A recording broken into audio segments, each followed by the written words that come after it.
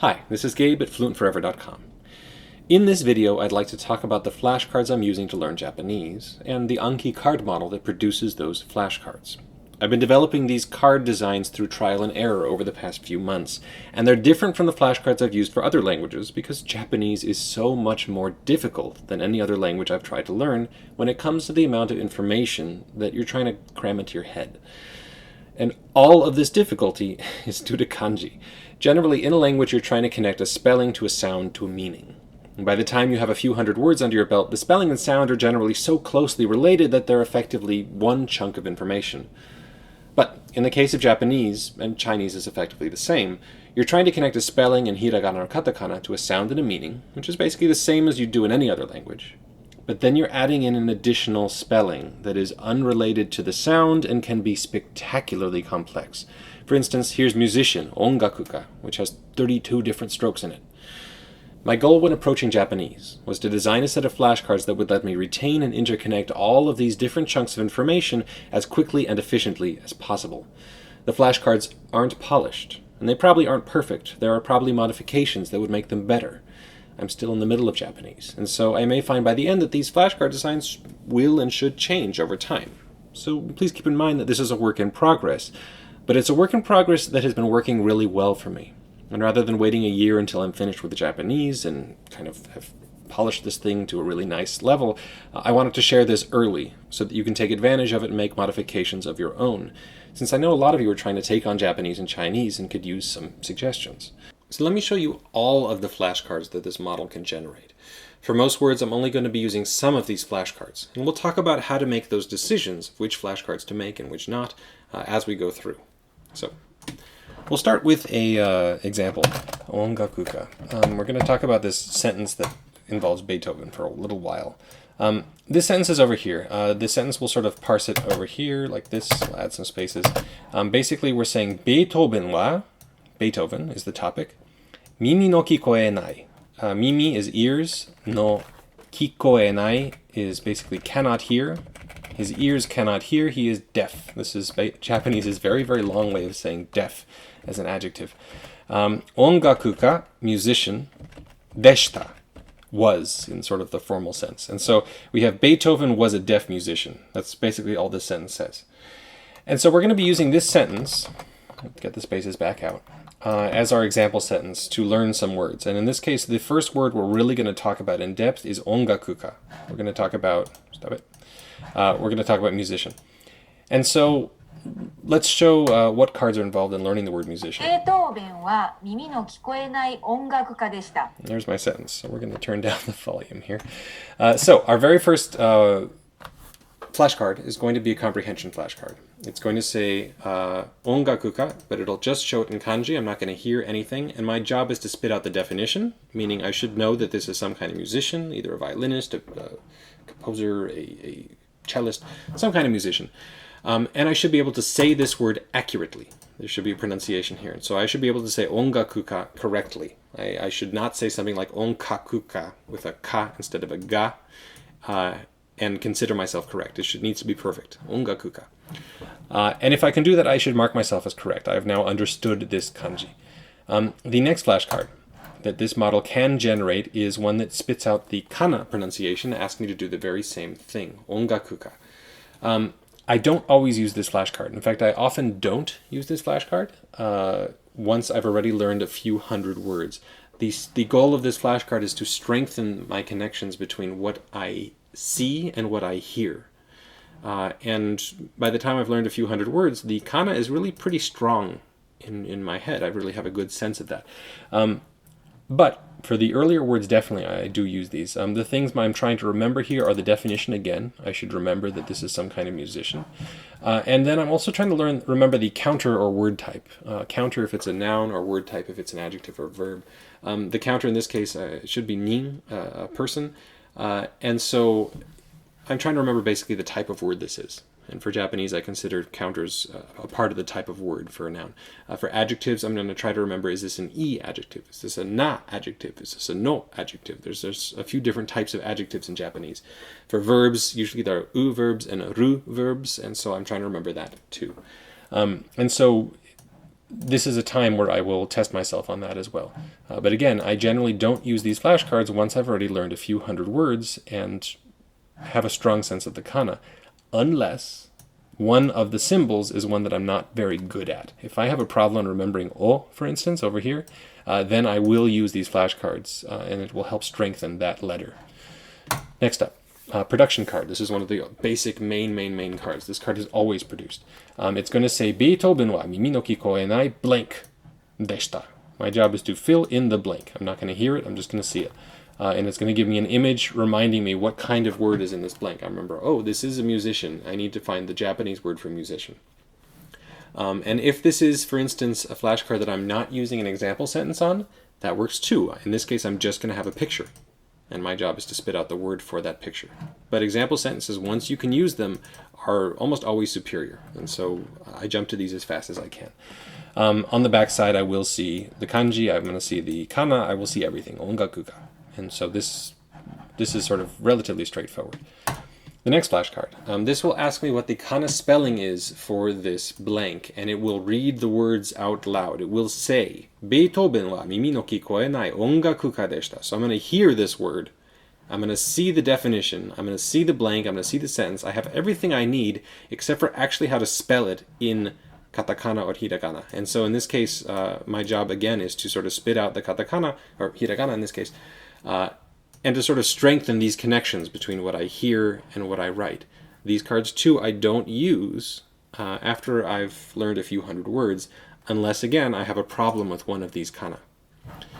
Next, talk about kanji 1. This requires some explanation. So to memorize Japanese kanji, I'm using radicals. I have a big article on this and an Anki deck that goes along with it that I wrote several months ago, and I'll link both of those below.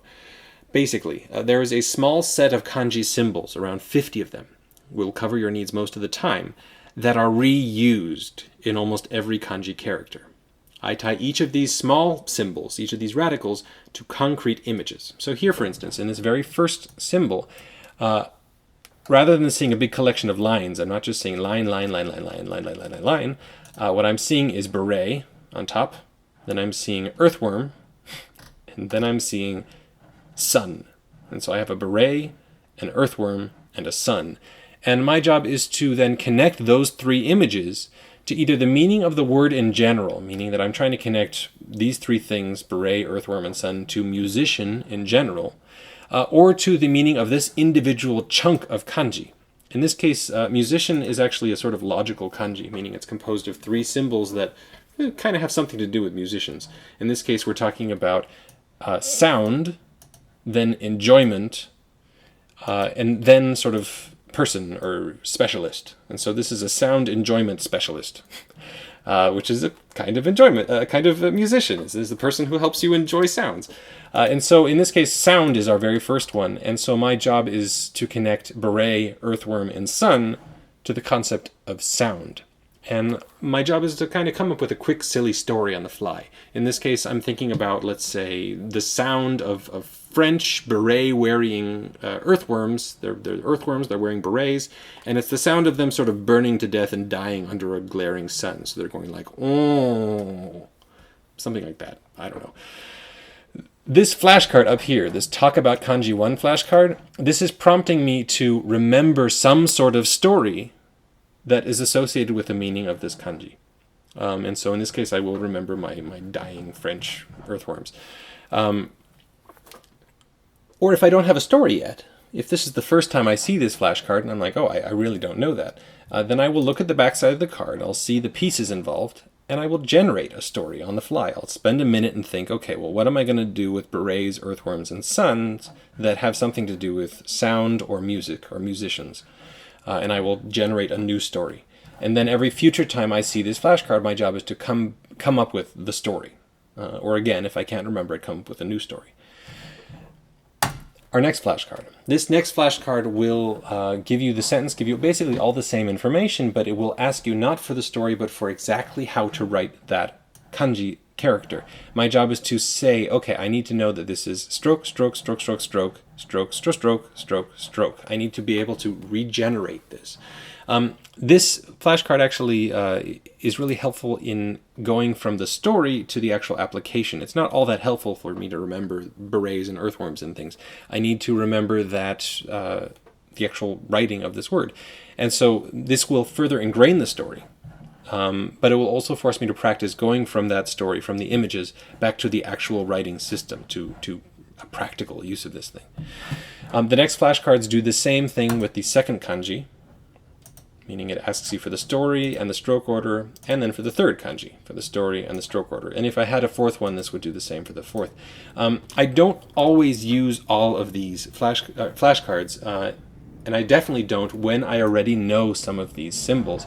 If I know, for instance, that this kanji symbol is used in tanoshi, fun, or in this one, ie, house.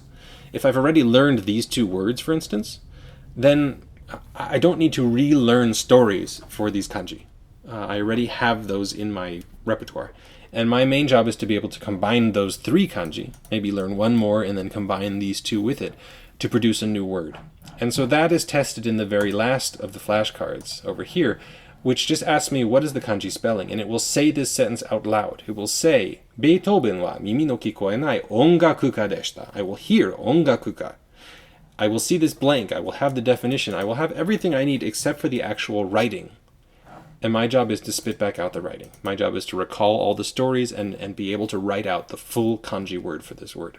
There are two more flashcards this model can generate. I don't use them that often, but I do use them. And those are mnemonics. Basically, let's say I was trying to learn this second kanji character for the very first time, and I realized that I don't know the radicals in this word. I know the bottom one is tree, but that top one is sort of new. I mean, I see a little, there's like white in the middle, but this whole combination is new to me. And so let's say I wanted to generate a new radical for that chunk. And so I can do that right here. And so I will have a mnemonic. These are basically the exact same flashcards I use in my book and in the gallery. I have these flashcards everywhere. But I have them within this model so that I can save myself some time. I don't have to go out of this model, make a new flashcard, and come back. And so this will give me two flashcards. One that asks me, if I see this radical, what's the image for that? What's the image connected to that? And then the reverse, basically saying, this is an image, what radical is that associated with? What is this image connected to? And that is it in terms of the flashcards that this model can generate. And so let's talk about how those flashcards are generated. So let's look back at this with this giant card model. Generally I'm going to put my full sentence, the sentence I'm playing with, over here. This is the extra info, counter word, personal connection, full sentence. All this stuff goes on the back side. If I want a counter word, I'm going to put it over here. This is the counter. Any of that kind of information, any extra information about verb conjugations, about pronunciation, for instance, this is the pitch accent involved in this word. Anything extra goes in this field, this counter word, personal connection, full sentence, extra info. This stuff always goes on the back side of flashcards. I'm never going to see this on the front, but it's going to give me any excess information I want, conjugation tables, all that extra stuff. That goes here. Then I'm going to copy this sentence into the second field, example sentence with blanked out word. You don't need this field if you're learning some simple words like dog and cat. Then you could just have an image of a cat here and have this field blank. This even works with this flashcard. I mean, this is a musician. And so I can learn musician without an example sentence. But if you can handle an example sentence, it's always better. I would say that is always true. If this is not totally confusing to you to have an example sentence, if you're at a level of Japanese where having a full sentence is not something that's overwhelming, then use it. And so I'm going to manually blank out that word, the word I'm learning, ongakuka, in this second field, and I'm going to paste it up here. And so here we have ongakuka. This is the word we're learning. And if we're using our add-ons that I talked about in the previous two tutorials, then as soon as you hit tab, you're going to get a bunch of stroke order diagrams in this field. You're going to get a pronunciation here. It's actually going to look like this. It's going to give you the kanji and the kana So generally I delete the kanji part. And if you have nothing in this field, then it's also going to give you the pitch accent information. Generally, I use this anytime I don't have a recording, but if I do have a recording, I'll just use that, because then I get to hear it, and that sticks a little better. So, we've talked about this first field, which is going to be the kanji, the example sentence with the blanked out word. You're going to pick some pictures. If you can, search for them in Japanese, but honestly, if you have sentences, you can skip that. You can search straight to English. It's interesting to find out what the Japanese think of when they see musician, ongakuka, but primarily I'm trying to have something that will clue me in as to what on earth this blank has to do with. Test word alone. This is the first part that really needs some explanation. Test word alone means that I'm going to make this flashcard, the one that says ongakuka in kanji, and asks me what that means. And so if I have that there, then I will have that flashcard. Generally, this is going to have something in here. As long as you have anything in here, you will get that flashcard. You can just have gibberish, it's fine. The only times I won't use this are for some grammar cards that we'll talk about a little later. If I'm looking for a word order card, I will not have that here. Or if I already have a flashcard that looks just like this, let's say I have a different definition of this set of kanji, and I'm just trying to learn a second or third new definition of that word, then I will leave that blank so that I don't have to deal with duplicate cards that look exactly the same. But generally, for any new vocabulary, this is always going to be crossed. We already talked about this field. This has all the excess information. This field will contain the kana reading of the kanji for any time you're learning kanji. This will, if you have it, contain a recording. Then this next field requires some explanation. Test kana pinyin spelling. If there's something in this field, anything in this field, again, gibberish, X, doesn't matter, then these two cards will be generated. One will ask me, what is ongakuka in kana mean? What does that mean?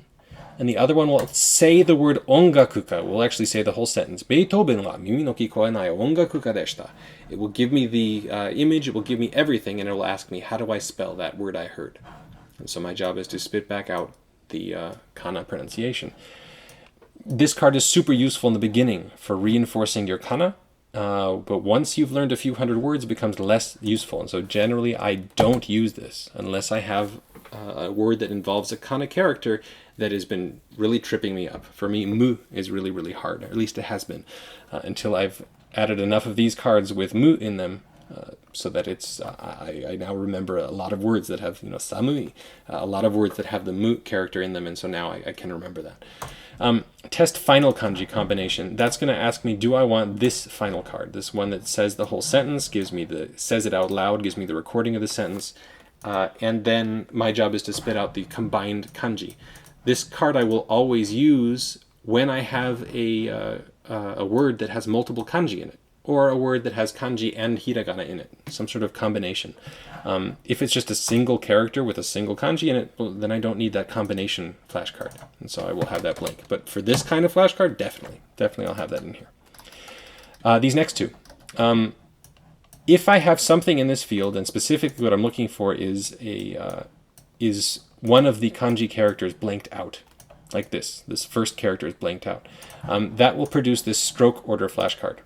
That will say, what is the stroke order for this missing kanji? How do I write this flashcard?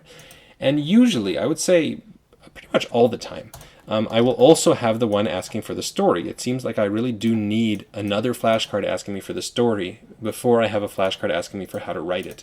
And so if I have something here, anything here, gibberish is fine, again, then it will give me this flashcard. Then I will see the, talk about kanji 1, give me the story about the dying earthworms in the sun with the berets on. And so generally I will have both of these things here. In stroke order diagram 1, what I want is just the very first stroke order diagram. And so what we talked about earlier with this kanji colorizer add-on, it will give you all of the kanji in this field, and so I will delete those, and I'll probably paste them later on. I'll paste the second one in stroke order diagram 2, and I'll paste the third one in stroke order diagram 3. It has to dump them out into some field, and so it dumps them all out into the first one.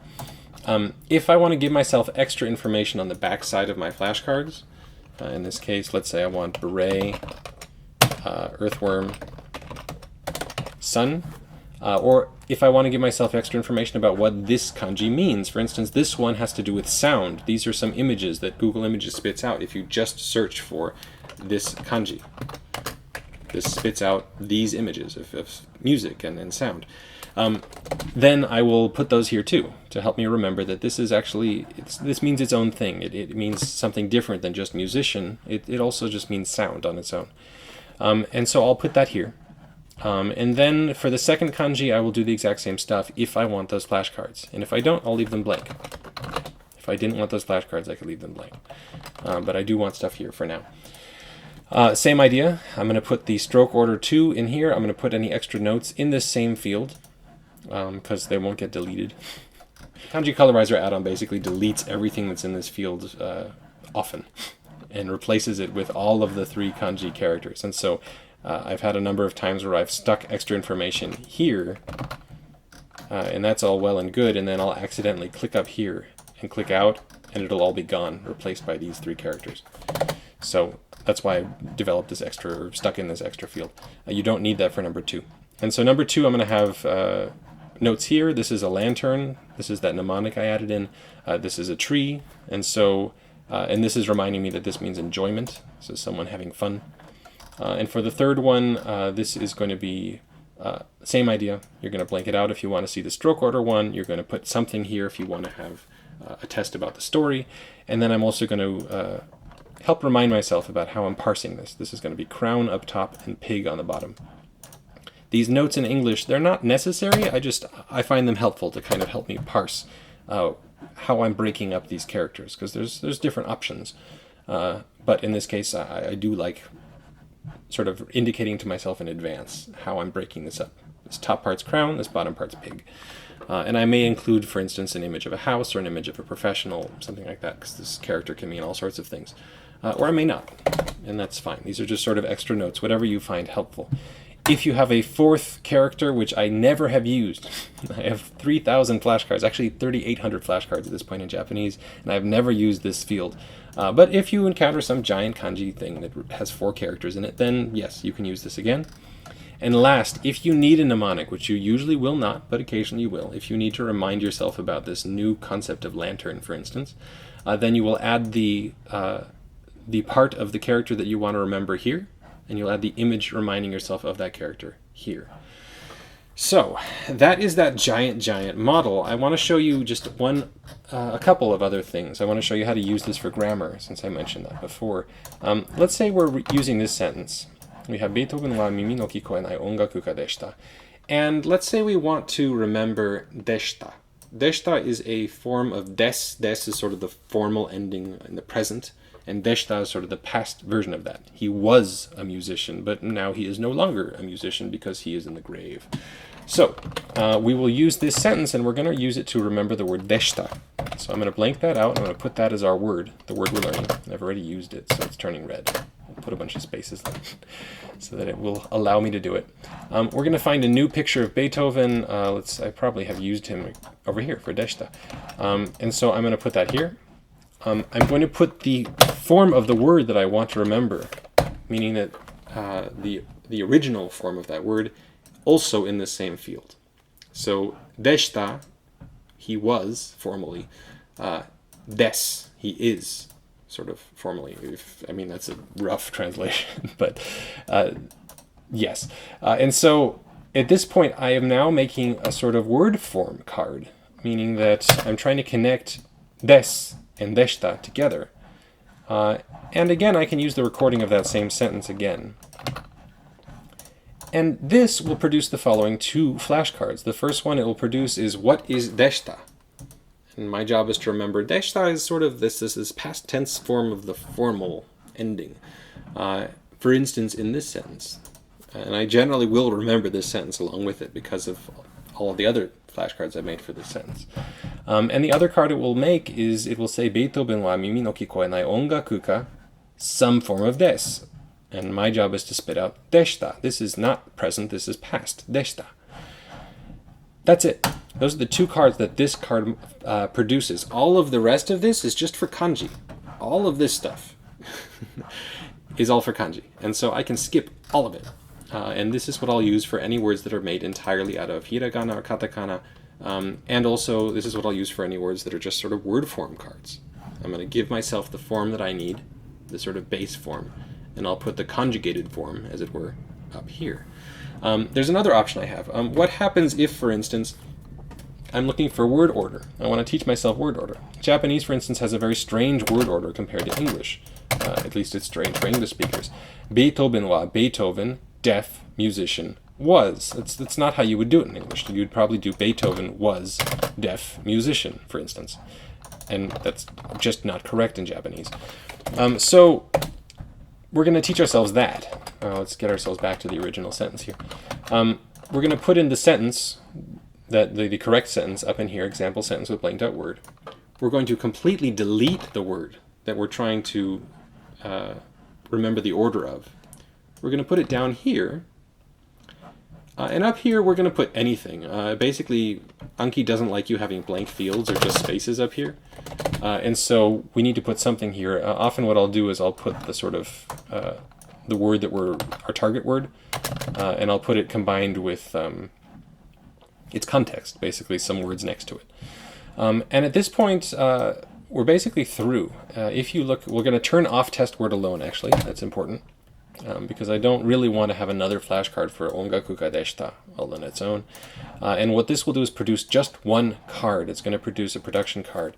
And that card will say, Beethoven wa mimi no kikoenai ongaku ka. And it's going to be missing a word. It's going to be missing that word. And my job is basically, can I stick that word back in the sentence? Can I make Beethoven wa mimi no kikoenai ongaku ga deshita? And that's it. That's my word order card. And so at this point, we've covered...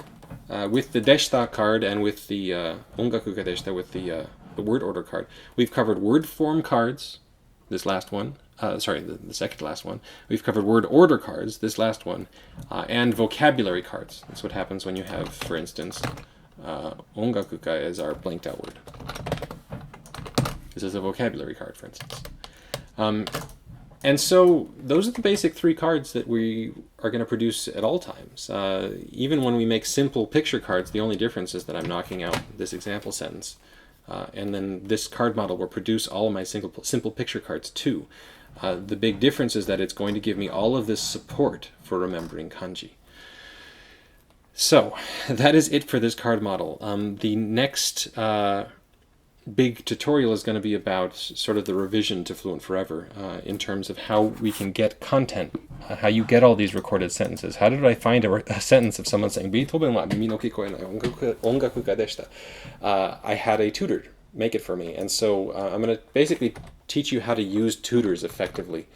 All of these fields, this whole complicated tutorial thing, while I think it's important to have this in video form so you can kind of walk through it with me, I think it's also important to have it on the website sort of talked about field by field by field. And so I'm going to have that on the page on the website as well so that you can look at it as a reference. And that is it. I will talk to you next time.